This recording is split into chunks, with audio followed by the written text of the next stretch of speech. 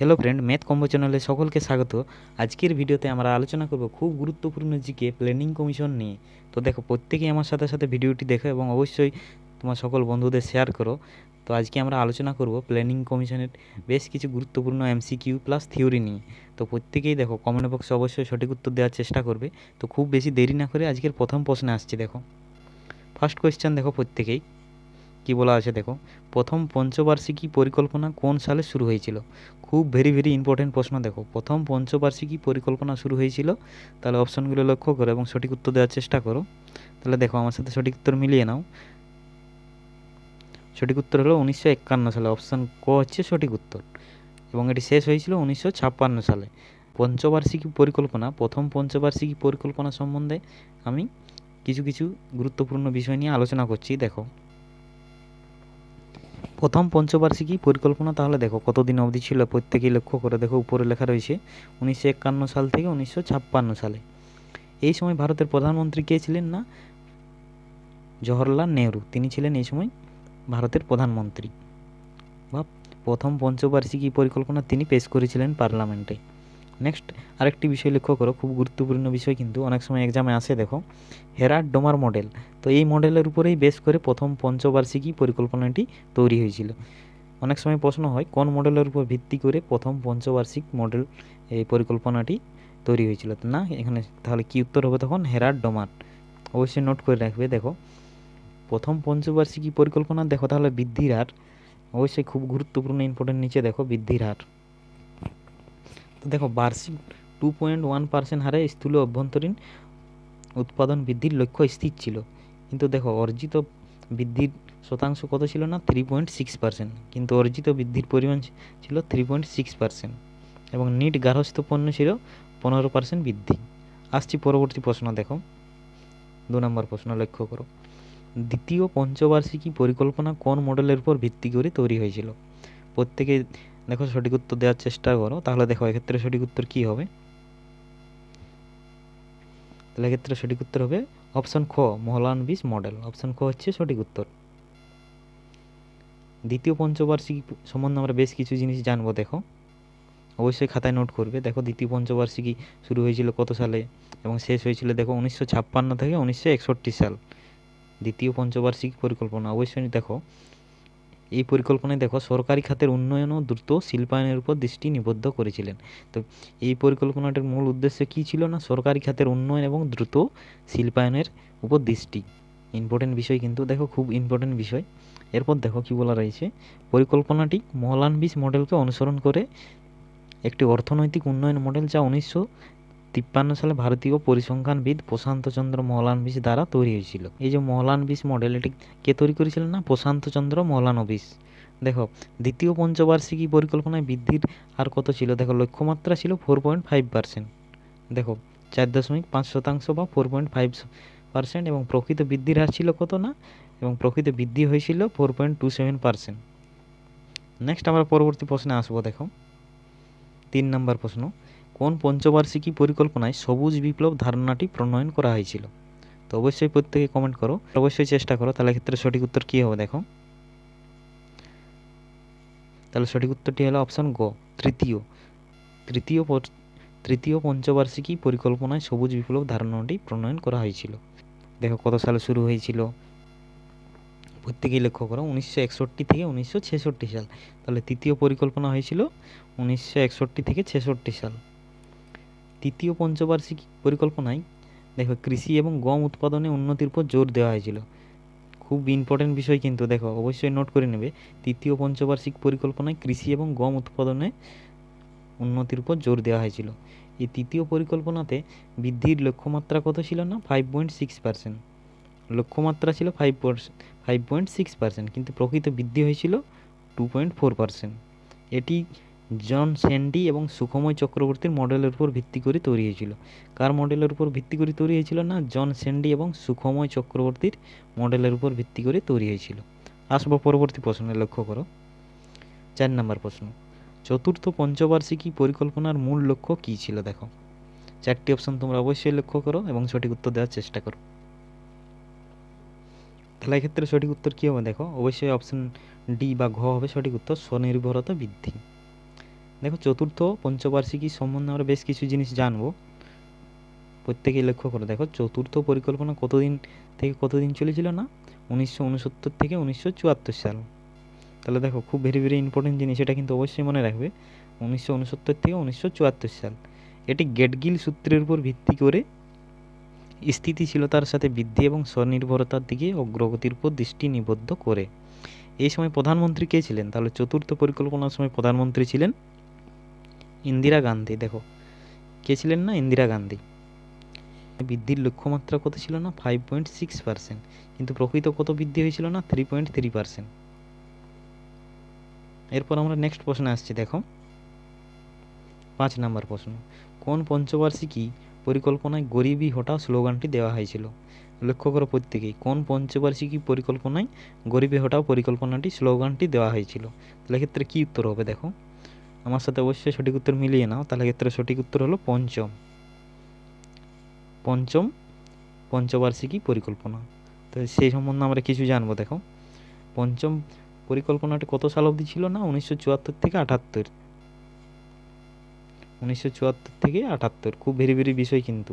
দেখো পঞ্চম পঞ্চবার্ষিকী পরিকল্পনায় কর্মসংস্থান, দারিদ্র্য বিমোচন, গরিবি হটাও এবং ন্যায় বিচারের উপর জোর দেওয়া হয়েছিল। দেখো পঞ্চম পঞ্চবার্ষিকী পরিকল্পনার প্রথম বছরে ন্যূনতম প্রয়োজন কর্মসূচি বা এমএনপি চালু করা হয়েছিল। অনেক সময় প্রশ্ন হয় এমএনপি কত সালে চালু হয় না? প্রথম বছরে 1974 সালে। তো এই পঞ্চম পরিকল্পনার বৃদ্ধির লক্ষ্যমাত্রা কত ছিল? 4.4%। দেখো কত ছিল? 4.4%, কিন্তু প্রকৃত বৃদ্ধি হয়েছিল কত না? 4.8%। নেক্সট আমি পরবর্তী প্রশ্নে আসছি। দেখো 6 নম্বর প্রশ্ন লক্ষ্য করো, খুব ভেরি ভেরি ইম্পর্টেন্ট প্রশ্ন কিন্তু। নাবার্ড কত সালে প্রতিষ্ঠিত হয়েছিল? 4টি অপশন তোমরা লক্ষ্য করো এবং সঠিক উত্তর দেওয়ার চেষ্টা করো। তাহলে ক্ষেত্রে সঠিক উত্তর কী হবে? দেখো প্রত্যেকেই না 1982 সালে। সঠিক উত্তর হবে 1982 সালে। দেখো ষষ্ঠ পরিকল্পনা, ষষ্ঠ পরিকল্পনা এই সময়ই নাবার্ড প্রতিষ্ঠা করা হয়। তো কত সাল অবধি ছিল ষষ্ঠ না? 1980 থেকে 1985। 1980 থেকে 1985। দেখো দারিদ্র দূরীকরণের উপর সবথেকে বেশি জোর দেওয়া হয়। এছাড়াও টেকনোলজি স্বয়ংনির্ভরতা এবং কর্মসংস্থান বৃদ্ধি, গরিবীদের জীবনের মান উন্নয়নের চেষ্টা করা হয়। দেখো 3 নম্বর পয়েন্ট, 1982 সালে নাবার্ড গঠিত হয়। কার সুপারিশে না? শিবরমন কমিটির সুপারিশে। কার সুপারিশে না? শিবরমন কমিটির সুপারিশে। দেখো এটা কিন্তু খুব ইম্পর্টেন্ট জিনিস, অবশ্যই এখান থেকেই প্রশ্ন আসে, শিবরমন কমিটির সুপারিশে। 4 নম্বর পয়েন্টে দেখো জাতীয় আয় বৃদ্ধির হার ছিল 5.7%, লক্ষ্যমাত্রা ছিল 5.2%। এই পরিকল্পনাতে আইআরডিপি বা যেটাকে বলা হয় ইন্টিগ্রেটেড রুরাল ডেভেলপমেন্ট প্রোগ্রাম, এই পরিকল্পনাতে 1980 সালে চালু হয়। নেক্সট আমি পরবর্তী প্রশ্নে আসবো। দেখো 7 নম্বর প্রশ্ন, কোন পরিকল্পনাতে প্রাইভেট সেক্টরগুলির উপর জোর দেওয়া হয়েছিল? তো প্রত্যেকে আমার সাথে সঠিক উত্তর দেওয়ার চেষ্টা করো। তাহলে ক্ষেত্রে সঠিক উত্তর কী হবে? দেখো 7 নম্বর প্রশ্ন, তাহলে ক্ষেত্রে সঠিক উত্তর হচ্ছে অপশন ঘ, সপ্তম পরিকল্পনা সম্বন্ধে আমরা দেখো বেশ কিছু ভেরি ভেরি ইম্পর্টেন্ট বিষয় আমরা আলোচনা করছি। 1985 সাল থেকে 1990 অবধি চলেছিল সপ্তম পরিকল্পনা। দেখো ফার্স্ট পয়েন্টে দেখো প্রাইভেট সেক্টর পাবলিক সেক্টরের উপর প্রাধান্য পেয়েছিল। এই সপ্তম পঞ্চবার্ষিকী পরিকল্পনায় প্রাইভেট সেক্টর পাবলিক সেক্টরের উপর প্রাধান্য পেয়েছিল, 1 নম্বর পয়েন্ট। দেখো দ্বিতীয় নাম্বার কী বলা রয়েছে, জনসংখ্যা বৃদ্ধির হার নিয়ন্ত্রণ কথা প্রথম ভাবা হয়েছিল। জনসংখ্যা যে আমাদের নিয়ন্ত্রণ করতে হবে তার কথা প্রথমেই সপ্তম পঞ্চবার্ষিকী পরিকল্পনাতেই ভাবা হয়েছিল। 3 নম্বর দেখো জওহর রোজগার যোজনা, কী বলা রয়েছে, জওহর রোজগার যোজনা শুরু হয় 1989 সালের 1 এপ্রিল। এই সপ্তম কমিশনে চালু হয় জওহর রোজগার যোজনা। কত সালে না? 1989। জাতীয় আয় বৃদ্ধির হার ছিল 6%, যার লক্ষ্যমাত্রা ছিল 5%। বৃদ্ধি হয়েছিল 6%, কিন্তু লক্ষ্যমাত্রা ছিল 5%। দেখো সপ্তম পঞ্চবার্ষিক পরিকল্পনার আরও একটি বিষয় দেখো, এই সময় কে প্রধানমন্ত্রী ছিলেন না? রাজীব গান্ধী। আসবো পরবর্তী প্রশ্ন। দেখো 9 নম্বর, এটা 8 নম্বর হবে যদিও, যাই হোক। তো 9 নম্বর প্রশ্ন দেখো, অষ্টম পঞ্চবার্ষিকী পরিকল্পনার উল্লেখযোগ্য দিক কী ছিল? তো প্রত্যেকেই কমেন্ট করো। তাহলে দেখো এক্ষেত্রে কী হবে না, অপশান সি হবে সঠিক উত্তর। তাহলে শিল্পের আধুনিকীকরণ হচ্ছে অষ্টম পঞ্চবার্ষিকী পরিকল্পনার উল্লেখযোগ্য একটা উদ্দেশ্য ছিল, শিল্পের আধুনিকীকরণ। নেক্সট আমি পরবর্তী প্রশ্নে আসবো, তার আগে অষ্টম পঞ্চবার্ষিকী সম্বন্ধে আমি বেশ কিছু ইম্পর্টেন্ট জিনিস আলোচনা করব। দেখে নাও, অষ্টম পরিকল্পনা দেখো 1992 সাল থেকে 1997 সাল। দেখো শিল্পের আধুনিকীকরণ অষ্টম পরিকল্পনার একটি প্রধান হাইলাইট বা উদ্দেশ্য। ভারতে 1 জানুয়ারি 1995 সালে বিশ্ব বাণিজ্য সংস্থা বা ওয়ার্ল্ড ট্রেড অর্গানাইজেশনের সদস্য হয়। ডাব্লিউটির ফুল ফর্ম কী হচ্ছে অবশ্যই নোট করবে, ওয়ার্ল্ড ট্রেড অর্গানাইজেশন। দেখো এই অষ্টম পরিকল্পনাতে বৃদ্ধির লক্ষ্যমাত্রা কত ছিল না, 5.6%, কিন্তু প্রকৃত বৃদ্ধি কত হয়েছিল না, 6.8%। আসবো পরবর্তী প্রশ্নে। দেখো 11 নম্বর প্রশ্ন দেখো কি বলা রয়েছে, নবম পঞ্চবার্ষিকী পরিকল্পনা বাস্তবায়নের সময় ভারতের প্রধানমন্ত্রী কে ছিলেন? অবশ্যই প্রত্যেকে কমেন্ট করে জানাও সঠিক উত্তর। প্রত্যেকেই আমার সাথে সঠিক উত্তর মিলিয়ে নাও। তাহলে অপশান বি হচ্ছে সঠিক উত্তর, অটল বিহারী বাজপেয়ী। কে ছিলেন না, অটল বিহারী বাজপেয়ী। সঠিক উত্তর হলো অপশান বি। আসছি পরবর্তী প্রশ্ন, তার আগে দেখো নবম পঞ্চবার্ষিকী সম্বন্ধে বেশ কিছু জিনিস আমরা আলোচনা করব। তো দেখো নবম পঞ্চবার্ষিকী শুরু হয়েছিল 1997 সালে এবং শেষ হয়েছিল 2002। দেখো প্রত্যেকেই লক্ষ্য করো, খুব ভেরি ভেরি ইম্পর্টেন্ট জিনিস কিন্তু। দেখো 1997 টু 2002 প্রধান লক্ষ্য কী ছিল? দেখো এর প্রধান লক্ষ্য ছিল growth with justice and equity. দেখো 2 নম্বর পয়েন্ট, গ্রামাঞ্চলে কর্মনিয়োগ বাড়ানো এবং দারিদ্র্য দূরীকরণের লক্ষ্যে কৃষিতে গুরুত্ব আরোপ করা হয়েছিল। 2 নম্বর পয়েন্ট। 3 নম্বর পয়েন্টে দেখো আন্তর্জাতিক মন্দার কারণে এই প্ল্যানটি অসফল হয়। কী কারণে অসফল হয় না, আন্তর্জাতিক মন্দার কারণে। দেখো জাতীয় আয় বৃদ্ধির হার ছিল 5%, 5.5%, কিন্তু লক্ষ্যমাত্রা ছিল 6.5%। এই সময় প্রধানমন্ত্রী একটু আগে যে প্রশ্নটা বললাম কে ছিলেন না, অটল বিহারী বাজপেয়ী। আসবো পরবর্তী প্রশ্নে। দেখো দশম পঞ্চবার্ষিকী পরিকল্পনায় লক্ষ্যমাত্রা বৃদ্ধির হার কত ছিল? দেখো এখানে একটু টাইপিং মিস্টেক আছে, তো যাই হোক। দেখো পরিকল্পনার লক্ষ্যমাত্রা কত ছিল না, 7%। তাহলে সঠিক উত্তর হবে অপশান ডি।